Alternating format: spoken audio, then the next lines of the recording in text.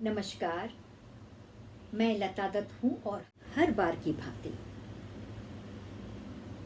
कुछ सकारात्मक विचार कहानी लेके आती हूँ। आज की कहानी एक बड़े महापुरुष श्री नानक देव के साथ जुड़ी हुई है। नानक देव जी को कोई कौन है जो नहीं जानते हैं। वो सिख के प्रथम गुरु और बहुत जाने वाले महापुरुष हैं थे।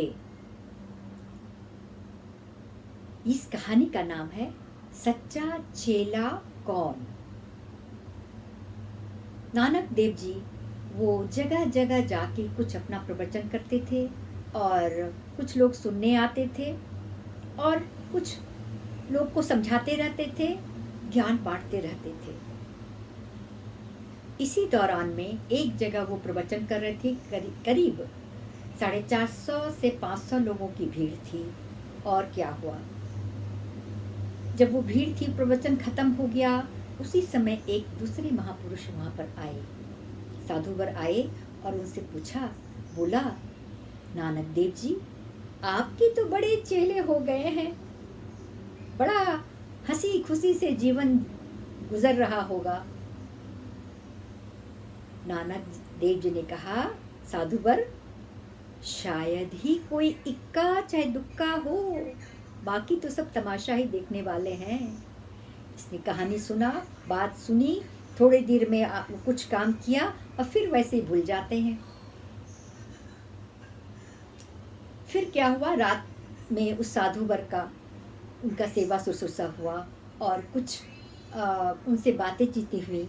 रात गुजरा, सुबह वो रोज की तरह शहर को निकल गए और शहर को निकलते हुए नदी किनारे बहुत दूर तक जाया करते थे और उनके साथ काफिला भी जाती रहती थी हर बार की तरह। तो आज का कुछ खास सैर था। वो ऐसा था कि वो साधुवर भी थे, नानक देव जी थे और उनकी काफिला भी थी। नानक देव जी आगे आगे साधुवर के साथ और पीछे पीछे काफिला जा रही थी। इतने में नदी के किनारे से वो गुजरे। जब नदी के किनारे से गुजरे तो देखा एक बड़ा सा दूर से दिख रहा था लकड़ी का नुमा कोई चीज पानी में तैर रहा है। तो किसी ने कहा, लगता है ये लकड़ी का बड़ा सा पल्ला है जो कि वो तैर रहा है। किसी ने कहा, ना ना, ये तो मुर्दा है, वो तो मरा हुआ जीव है, वो तैर के होके यहाँ से आ रहा है, वही नदी में है। खैर, जिसने जो सोचा वो सोचा।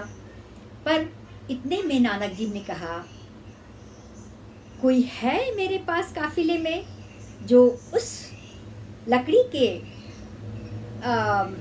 के टुकड़े को मुंह से पकड़ के खींच के लाए तैर के।